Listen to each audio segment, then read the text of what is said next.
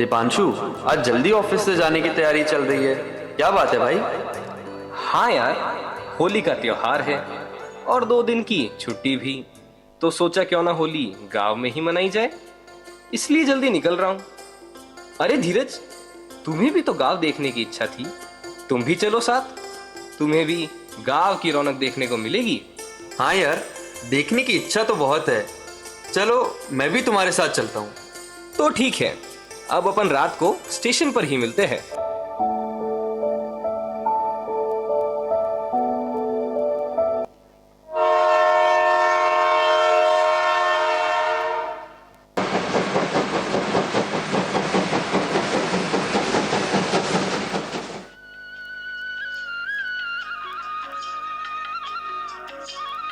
दीपांशु, यहाँ से ऑटो करना पड़ेगा।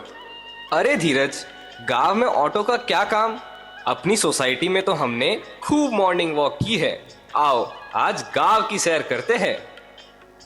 धीरज देखो, वो जो सामने वाली गली में स्कूल दिख रही है, वहीं पर हम पढ़ते थे। और उधर जो तालाब है ना, वहां हम सभी दोस्त साथ में नहाते और खूब हुड़दंग मचाते थे। दीपांशु, वो वहाँ इतना बड़ा ग्राउंड क्या है? ओ वो हमारे खेल का मैदान है। यहाँ हम पूरा पूरा दिन क्रिकेट मैच, गिल्ली डंडा खेला करते थे। सभी यार दोस्त मिलकर खूब मौज मस्ती करते थे। वाह यार, तुम्हारी गांव की बातें सुनकर तो बहुत आनंद आ रहा है। हाँ धीरज, हमारे गांव में इतनी रौनक व चहल पहल रहती थी। उन दिनों को आज भी याद करे तो मन प्रसन्न हो जाता है। पर दीपांशु, जैसा तुम गांव का दृश्य बता रहे हो, वह चहल पहल और रौनक तो आज नजर ही नहीं आ रही है। गांव में इतना सन्नाटा क्यों है? लगता है बच्चे आजकल बाहर खेलते ही नहीं हैं। हाँ यार, मुझे भी ऐसा ही लग रहा है। अरे धीरज देखो, ये मेरे श्यामू काका का घर आ गया। चलो, मैं तुझे काका काकी से मिलवाता हूँ। श्यामू काका, काकी। कौन है? काकी, मैं दीपांशु, पाए लागू। अरे दीपांशु, तुम खुश रहो बेटा।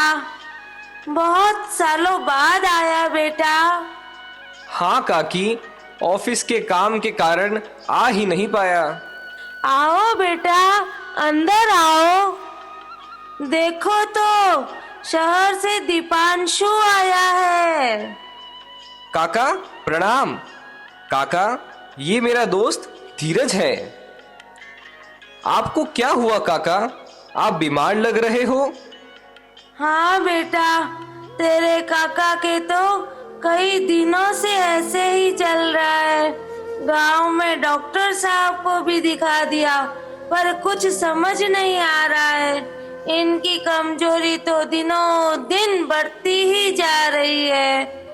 मुझे तो चिंता हो रही है, आगे क्या होगा। मैं अकेले इनको कैसे संभालूंगी। अकेली? काकी, आप अकेली क्यों? शिवम कहाँ है? दिखाई नहीं दे रहा। अब क्या बताऊं बेटा, शिवम को पढ़ने के लिए लंदन भेजा था, पर उसने तो अपनी गृहस्थी वहीं बसा ली। उसका तो 2-3 सालों में एक बार आना होता है। अब उससे क्या आशा रखें। अभी हमें उसकी जरूरत है, परंतु वो हमारे पास नहीं है। ऐसा लगता है यह बुढ़ापा तो ऐसे ही बीतेगा। इस जीवन का क्या भरोसा बेटा।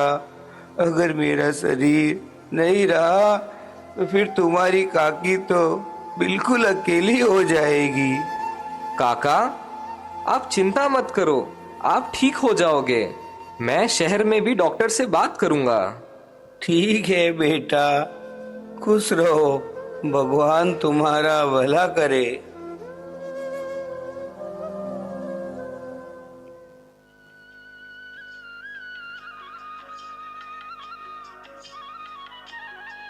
राम राम सुंदर काका। प्रणाम। आप सभी कैसे हो? अरे दीपांशु, तू कब आया बेटा? आज ही आया हूँ, इस बार आप सबके साथ गांव में होली मनाने के लिए। अरे वाह, ये तो बहुत ही अच्छा किया। आओ बेटा, बैठो।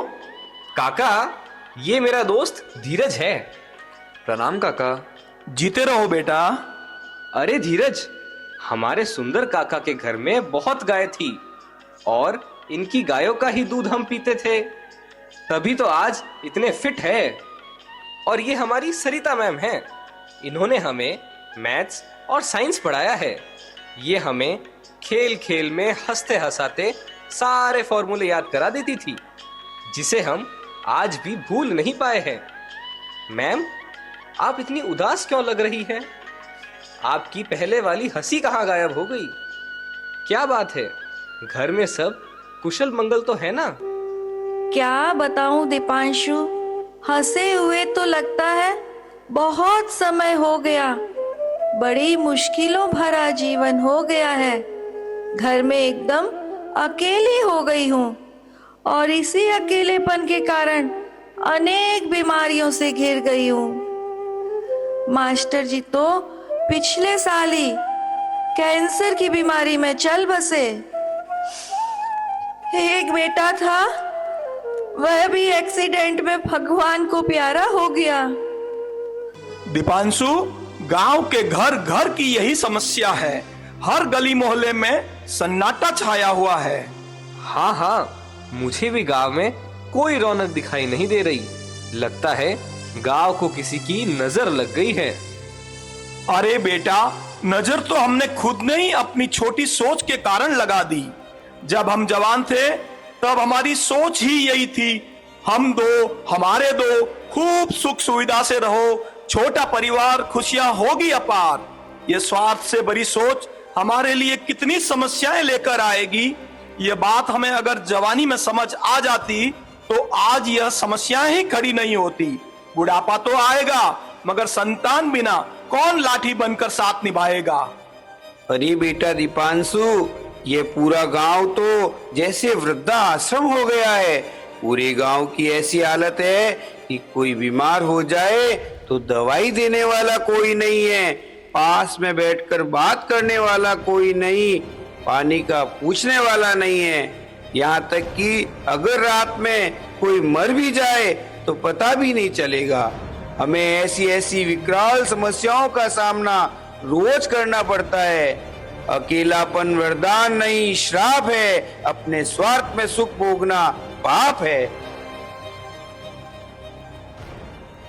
यार धीरज, हम गांव में तो सबके साथ हंसी खुशी होली मनाने आए थे, पर इनकी ये सब बातें तो झकझोर देने वाली है।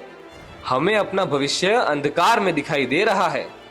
हमारी तो इन बातों की तरफ दृष्टि ही नहीं गई। आज हमें गांव की गलियां सूनी दिखाई दे रही है, पर हमारे शहर की बिल्डिंग में भी कहां रौनक देखने को मिलती है।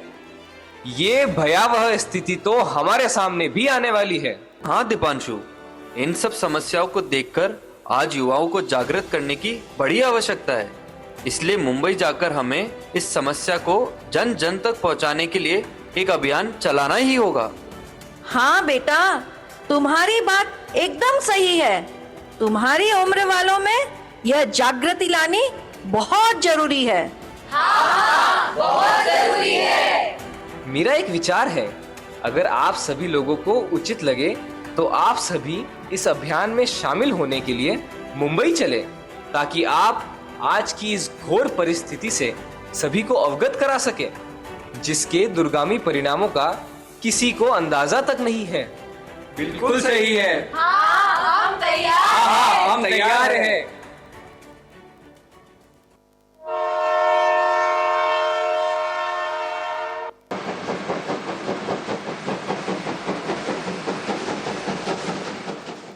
देखो, इस अभियान का कितना सुंदर नाम दिया है, समाज की घटती जनसंख्या ज्वलंत समस्या। मेरे स्नेही स्वजनों, आदरणीय उपस्थित वरिष्ठ जन व मेरे साथियों, आज हम एक ऐसे विषय पर चिंतन करने के लिए एकत्र हुए हैं जो किसी एक परिवार का नहीं, एक पीढ़ी का नहीं, बल्कि पूरे समाज के भविष्य का प्रश्न है।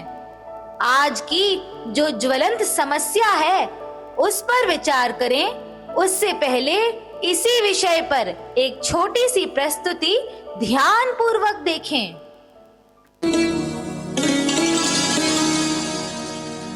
आज हमारे समाज को ये क्या हो रहा, अपने धर्म से दूर यह क्यों हो रहा।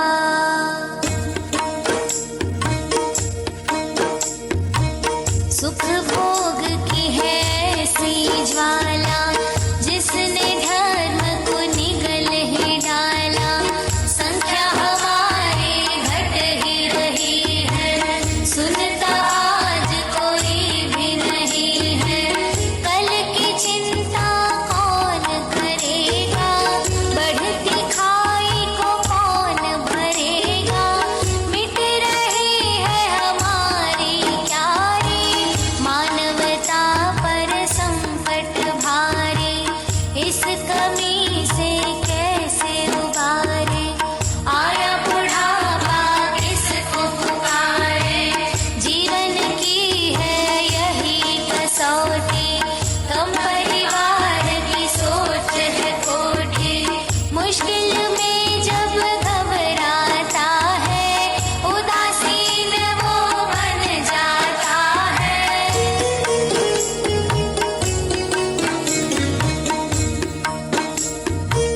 दस लिया जीवन को सुख सुविधाओं ने, घर में लगा दी आग व्यर्थ आशाओं ने। अपना धर्म सिखाता है भाई, जब भी कोई मुसीबत आई। सबने मिलके आवाज उठाई, यह सनातन की सच्चाई। लेकिन अब वो बात कहाँ है, एक तुझे का साथ कहाँ है। छोटी सोच की छोटी हवाएं, अपने भी अब हुए पराए। छोटी सोच समाज को खतरा, यही सोच है देश को खतरा। खतरे में जिंदगी बच्चों की, खतरे में है लाज बहन की। करते हैं सब मन ही मन में, अनहोनी ना हो जीवन में। देश में चाहे जो हो जाए, खुद के घर में आस न आए। हमने अपने आराम को देखा, चमके हमारे भाग्य की रेखा। शौक शौक में पैसे उड़ाए, धर्म के नाम पे मुंह क्यों छुपाए। आज से हम एक नई शुरुआत करें, हिंदू संस्कृति का जोरों से प्रचार करें। आज से हम एक नई शुरुआत करें, हिंदू संस्कृति का जोरों से प्रचार करें। आज हमारे समाज को ये क्या हो रहा, अपने धर्म से दूर यह क्यों हो रहा। अपने धर्म से दूर यह क्यों हो रहा। अपने धर्म से दूर यह क्यों हो रहा।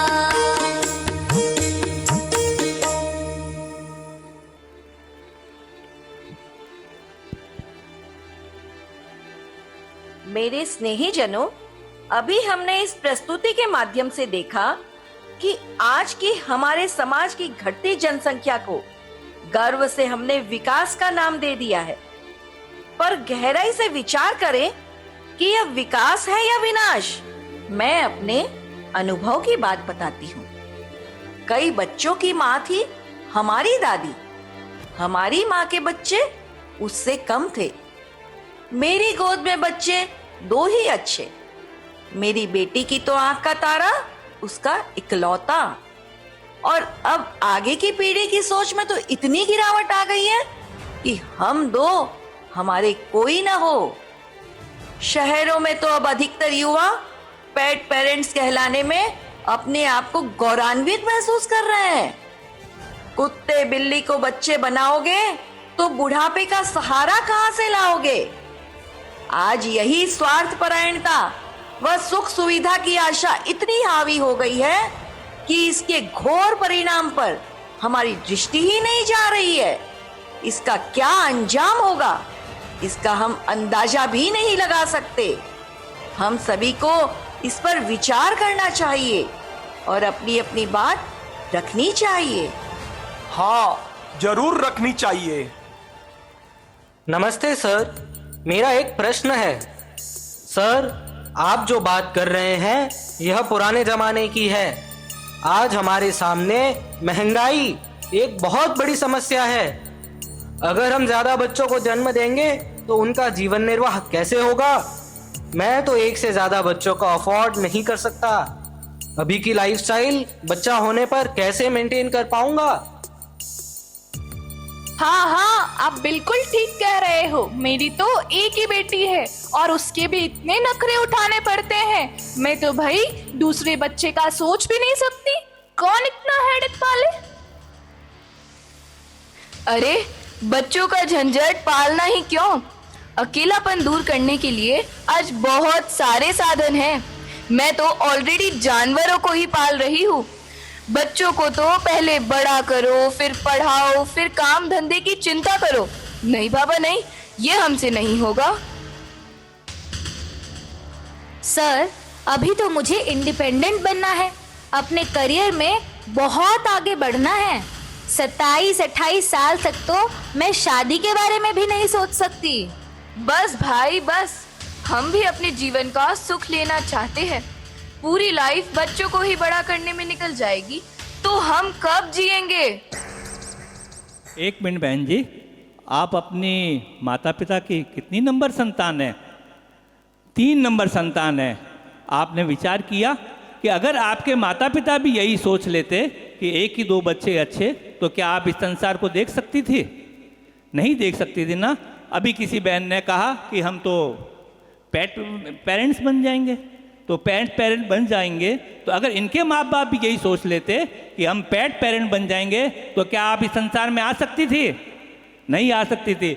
आज इस प्रांगण में इतने बुद्धिजीवी लोग, इतने संत लोग, इतने गणमान्य लोग बैठे हैं। हम लोग विचार करें कि हमारी सोच क्या इतनी छोटी हो गई? क्या हम इतने स्वार्थपरायण हो गए? थोड़ा विचार करें। आज हम नहीं घट रहे, समाज नहीं घट रहा, हमारा भविष्य घट रहा है। हमारा भविष्य हमारे हाथ से निकल रहा है। अभी एक बहन ने कहा कि मैं तो कैरियर बनाऊंगी। तो क्या कैरियर बनाएंगे? हम 26-27 साल तक तो शादी नहीं करते, 4-5 साल तक हमको बच्चे नहीं करने, उसके बाद प्रजनन क्षमता ही घट जाती है, तो बच्चे कहाँ से आएंगे? हम विचार करें इस बात का।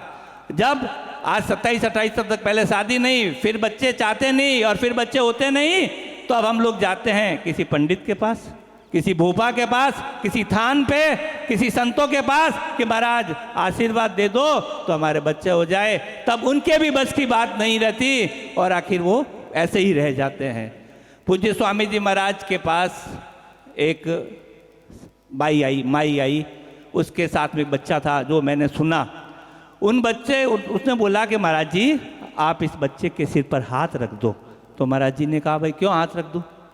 तो क्या मेरे 2 बच्चे थे, एक तो चला गया, भगवान को प्यारा हो गया, और एक अभी यहाँ है, तो ये भी इसको कुछ ना हो जाए इसलिए इसके सिर पे हाथ रख दो। तो पूज्य महाराज जी को बहुत विचार हुआ कि आप लोग ऐसा काम करते ही क्यों हो कि जिसमें ऐसा कहना पड़े कि एक बच्चा तो चला गया, एक ही रह गया, अब आगे हो नहीं सकता, तो अब क्या करेंगे? तो भाइयों हम सब विचार करो। आज हम इतने बड़े बड़े धर्मशालाएं बना रहे हैं, मंदिर बना रहे हैं, बड़े बड़े हॉस्पिटल बना रहे हैं, और तो और बड़े बड़े अपने को बिजनेस, अपने व्यापार को बढ़ा रहे हैं, फैक्ट्रियां लगा रहे हैं। लेकिन हम विचार करें कि आगे इनको संभालेगा कौन? ये सब की सब दूसरों के हाथों में चली जाएगी। वो समय दूर नहीं जब ये सब दूसरों के हाथों में चली जाएगा। सन 1947 की स्थिति पता है, हम लोग वापस उसी स्थिति में चले जाएंगे, क्योंकि उससे पहले जनसंख्या तो थी लेकिन हम लोग एक नहीं थे, एकजुट नहीं थे, संगठित नहीं थे। आज तो जनसंख्या ही नहीं रहेगी तो फिर एकत्रित क्या होंगे? पूज्य महाराज जी ने कहा कि आज आप लोग ही नहीं रहोगे तो हमारे को कौन सुनेगा? हमारे धर्मशास्त्रों की रक्षा कौन करेगा? हमारे मंदिरों की रक्षा कौन करेगा? गंगा मैया की रक्षा कौन करेगा? कौन बूढ़े बाप देश की सेवा करेगा? कौन देश की सेवा करेगा? कौन फौज में जाएगा? आप सबने विचार किया इस चीज का? क्या इसका उत्तर है किसी के पास? इन संत समाज को, मैं बुद्धिजीवी को, गणमान्य को, सबको पूछना चाहता हूं, ये गीता बाल संस्कार पूछना चाहती है कि इसका जवाब किसके पास है? क्या हम अभी भी सोए हुए रहेंगे या जागने का प्रयास करेंगे? हिंदू तो सोता ही रहा है, सनातन संस्कृति खोती ही रही है। अगर यही चलता रहा तो वो दिन दूर नहीं जब हमारा भविष्य हमारे हाथ से चला जाएगा। भविष्य की दुर्दशा देखने के लिए हम रह जाएंगे। तो हिंदुओं के लिए एक ही है कि जागो हिंदू, जागो, सोते मत रहो।